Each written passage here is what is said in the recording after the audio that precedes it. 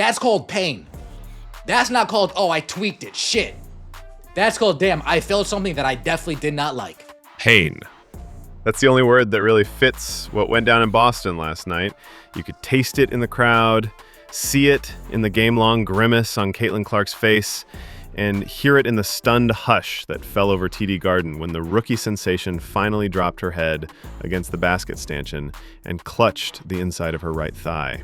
Well, this game had a little bit of everything, but if I had one word to describe all of it, it would be painful. 1 second, she was threading a gorgeous backdoor bounce pass to Kelsey Mitchell, vintage Clark wizardry, and the next she looked like the weight of the entire league had just torn clean through her groin. If you missed it live, picture this. 40-odd seconds on the clock, Fever up 5, Connecticut pressing. Clark plants, pops a little step back, pivots to deliver the dime, and instantly winces, hand straight to the adductor. She limps away, tries to bluff it off, but the pain is too sharp, the stakes too high.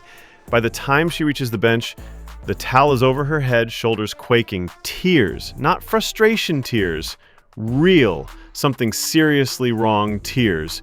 And for a split second, the most electric player in basketball looks like a freshman who's realized the finals tomorrow and she forgot to study. Bro, she looked like, she was in tears. She was in tears, y'all.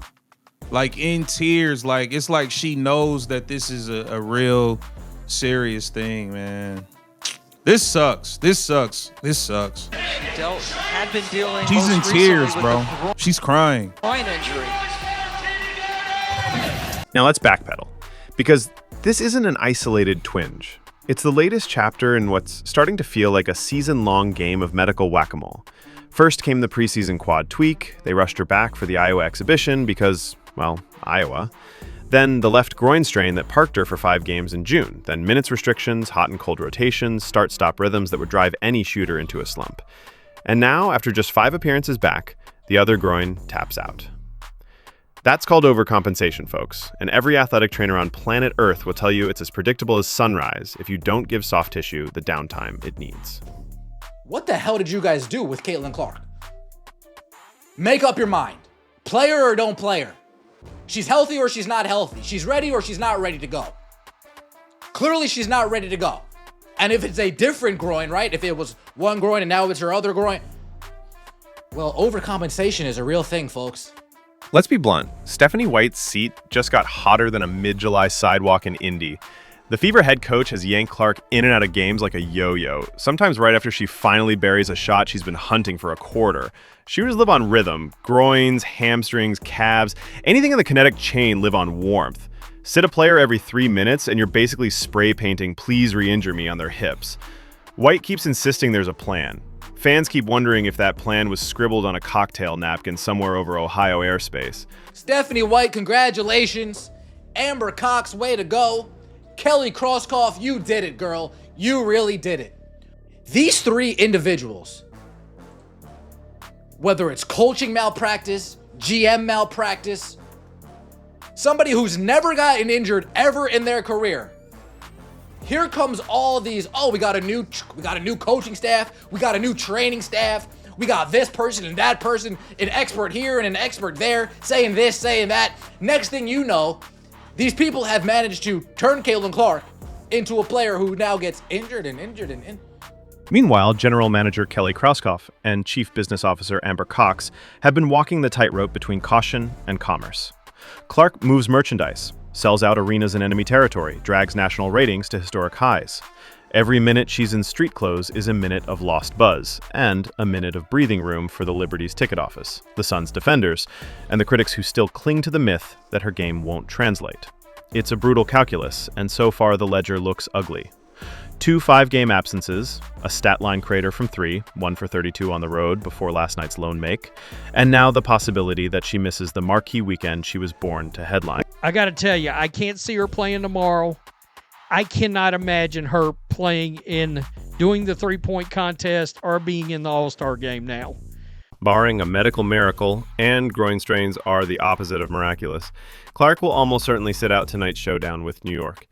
The Liberty pounded her in the paint during the first meeting. and Sabrina Nescu would smell blood in a second go-round. Even if the scan comes back low grade, the prudent move is to put her on ice until those fibers knit. Problem is, prudent hasn't been the Fever's modus operandi. They flew her back early from the quad issue so she could wave at camp day kids. They cleared her for the Seattle game with 40 seconds left just to chase momentum. And they greenlit the three-point contest announcement hours before last night's tip, essentially daring fate to swing the hammer. Stephanie White and her brilliance. Oh, there's only 40 seconds left in the Seattle Storm game. Sweet. Kaylin, get in there. Oh, now we injure our groin. Oh, great job. You guys are really crushing it this year. Remember, the whole WNBA universe is descending on Indianapolis this weekend. The city has banners draped on every light pole, pop-up merch trucks queued around the convention center, and a record-breaking fan vote total that made Clark an all-star captain as a rookie. She was slated for the three-point shootout on Friday, the skills relay on Saturday, and then the Wilson-Clark Super Team Showdown on Sunday. Hotels are booked, flights are bought, secondary market prices hit Super Bowl levels the moment her name landed on the ballot. Now imagine the face of the festival hobbling to the podium in sweats and a walking boot. Or worse, not showing at all. Television partners lose the casual audience. Local businesses lose a revenue spike they were counting on after back-to-back sluggish summers. And the league loses another highlight reel that would have looped from TikTok to Times Square. One ESPN exec told off-camera last month that Clark's absence during her second injury cratered viewership by 55%. That wasn't hyperbole. It was a Nielsen bloodbath. If she's a no-go this weekend, the league's feel-good party morphs into a giant press conference about load management. I'm just going to say that right now. I hope this isn't serious. But the way those three ladies, Stephanie, Amber, and Kelly, have mismanaged the biggest superstar this league has ever seen, has mismanaged a generational talent like Caitlin Clark. Somebody needs to ask them the tough questions. Orthopedic specialists will tell you that groin tissue heals at a snail's pace because of limited blood flow.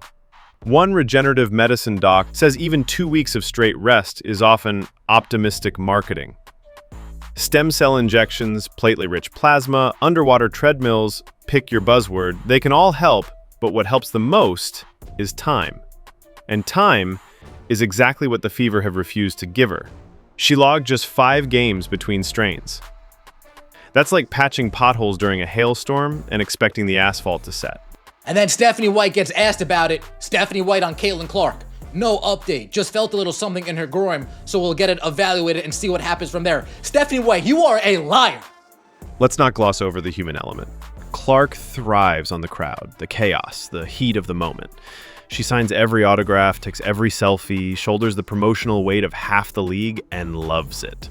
But the flip side of superstar charisma is thinking you owe everyone a show even when your body's begging you to sit down. After last night's whistle fiasco, she barked at a ref, "That's just rude, grow up." Her brother Colin hopped on social media and blamed the officiating. When family starts tweeting at stripes, you know the emotional gauge is spiking.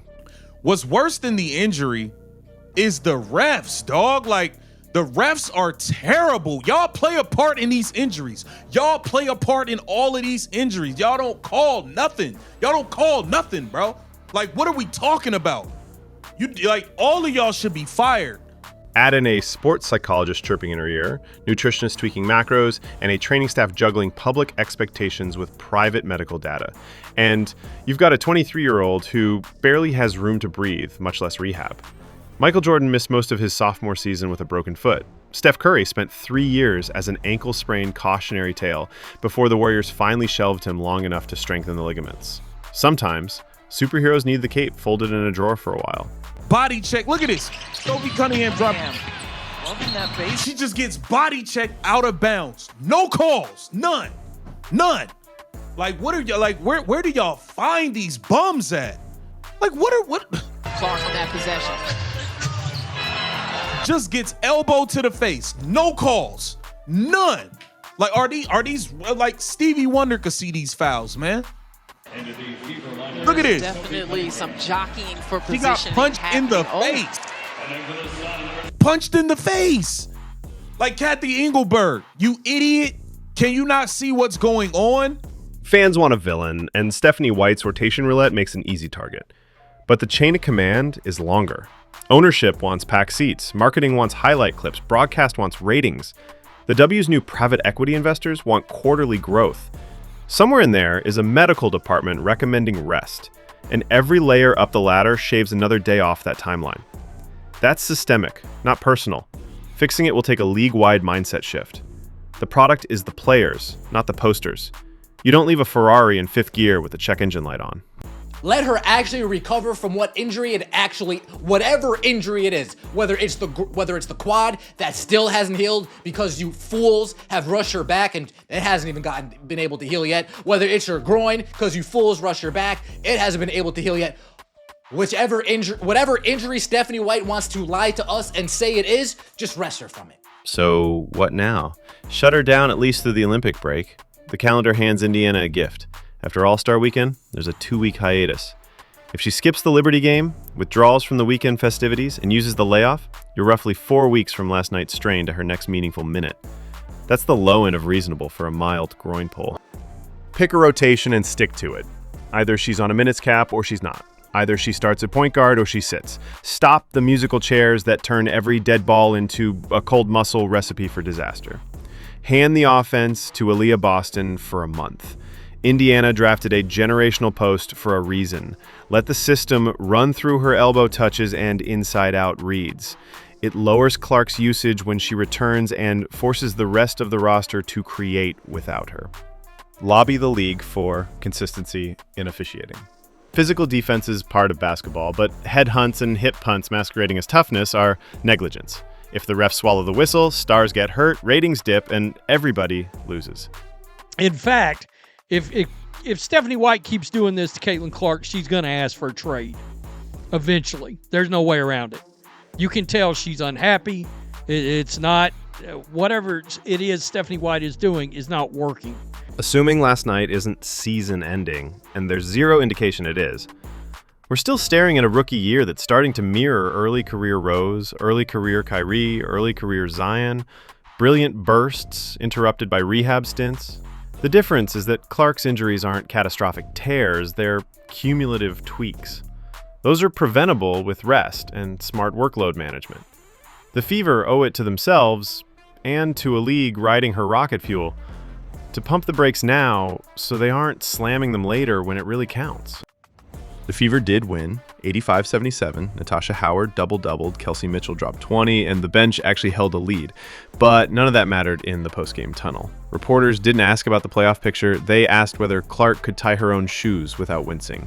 Stephanie White's answer, "No update, we'll evaluate and see," echoed through the hallway like a warning siren. So here we are. All-star banners fluttering, merch lines snaking, camera set to roll, and the main attraction may be watching from a padded seat behind the stanchion instead of lighting it up from 30 feet. It's painful, yes, but maybe pain is the alarm clock the Fever front office needs to finally let their Ferrari hit the garage for a proper tune-up. Because if they don't, the next time Caitlin Clark grabs that groin, it may not be a tweak. It may be the moment the fairy tale stalls for good. Take the hint, Indy. Park the car, change the oil, and hand the keys back when the engine purrs, not when the sponsor banners say go. The future of the franchise and a big chunk of the league's momentum depends on it.